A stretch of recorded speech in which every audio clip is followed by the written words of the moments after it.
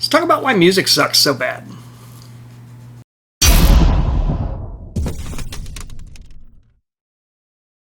Hey, what's up, everybody? It's Corey here, back from Armchair, Rockstar.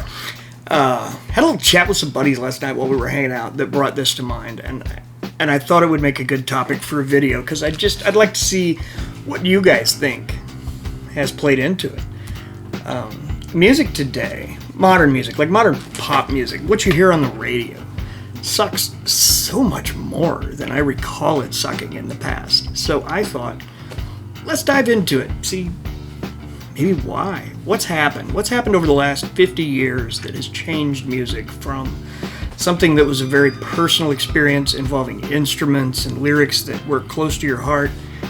What took it from there and turned it into what feels very factory-made today? And I think it's interesting. A lot of these you'll agree with. Some of these come from my dad, because he's pretty well versed in it and was playing music back in the 60s as well, and he remembers the changes happening. But number one, blame the DJ. The fact of the matter is, before DJs were traveling around with record players or CD players, computers, whatever you're using today, to go play live music, to play music in a club, before that, it was 4 to 5 people loading up a truck full of gear. They were showing up with guitars and drums, and they were putting on a live show. This was community dances, school dances, everywhere you can imagine, live music happened, and it was a great time.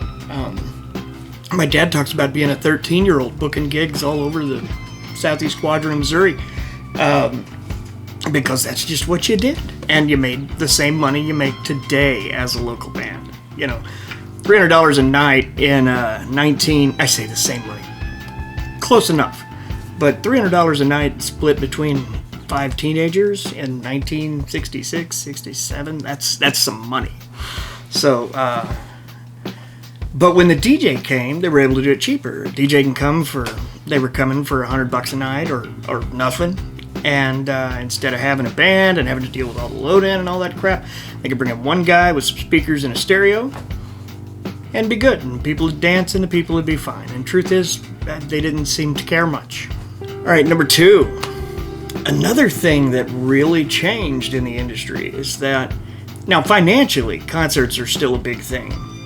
But the central role that the concert experience played for everyone, when a new album came out, when anything, that central experience isn't what it was.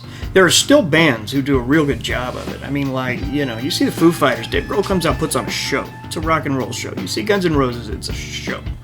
You see the Stones, it's a show. But these modern bands you see, and I have some loved ones who are into this stuff, so I've been to a few shows. It's more Vegas. It's a lot more produced. It feels much more, with the exception being some of Motley Crue's wild shows back in the day.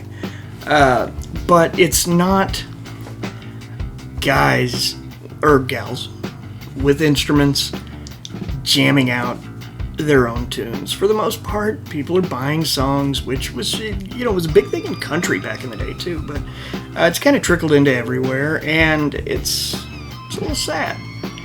I really miss the whole concert experience. I still enjoy it, and I still have fun, but it feels so corporate. I mean, $50 for a t-shirt, I get it that's where you make your money. But if they were 25, I'd buy 4 of them, just so you know. It puts me in this position where it's just more than I can lay down for one t-shirt. Bundles would be good. That would help. I don't know why I got off on that. That really doesn't apply to this. But I do believe that the shift from a concert mentality to a streaming mentality to a YouTube-type mentality has really changed kind of what it is people are looking for from the music they hear. And I don't think it's a good thing. It's ended up sucking for us. But this leads into the next one, so you know, and these kind of tie together, these couple. And that's that music industry isn't about you guys and me. They're not about people our age. They're not about our demographics. The music industry is about turning young people on and making them fans for a long time, where they will continue spending money. And the truth of the matter is, we just don't fall into that. We're a small part of the music buying public because we generally don't like any of the new music. We probably are more likely to make frugal decisions with regard to merch and concert tickets. However, what we have, and the generations couple before, and even one after maybe me, what we do have is a passion for the music we love. There are songs I listen to because they take me places, they transport me, they remind me. Randy Travis's first album, which I know is way off base for this Kit channel, but Randy Travis's first album, man, every time I hear anything off of it, it just instantly transports me to a camping trip with both of my parents when I was about 8, something like that. When I hear that album, I can feel it. I can smell the water and the trees and hear the leaves rustling. It's like it literally takes me from here and puts me there, and that is pretty awesome, to be honest with you. But I don't get that vibe from new stuff. I mean, there's stuff that's okay, but it's forgotten so quick. Modern pop music has a shelf life of minutes. I mean, it just, once it's gone, it's considered old, and just don't play it anymore. It's the weirdest thing, like they don't want oldies or something. I don't know. Number 4, and this is a big one, is the push to quantize that type of music. Essentially, to explain this, I'm going to link to a video by Rick Beato here that quantizes John Bonham's drums, and it's disturbing. Quantization is the process of taking, say, your drum beats or your guitar, any of your instruments, and locking your downbeats in on the metronome clicks, so that, if you're playing at 110 beats per minute, that song is 110 beats per minute from beginning to end. The problem with that is that the music that you like and I like just doesn't roll like that. It's much more bluesy, jazz-influenced, things like that, and that music plays everywhere but on the beat. It's about being a little ahead of the beat, a little behind of the beat, and that's where the feel comes from. So what you do when you strip that straight out of modern music is, aside from sucking out some of the creativity that it could frankly use these days, what you've done is you've changed the mood of the song, where it's tink, tink, tink, tink, tink, tink. You listened in the Beato video I'm going to show you here, that's going to be up here. He quantizes Bonham's drums on Ramble On, and it is crazy to hear that on a beat and how just flat and dull it sounds. So I hope you'll watch that when you're done here and like it as well.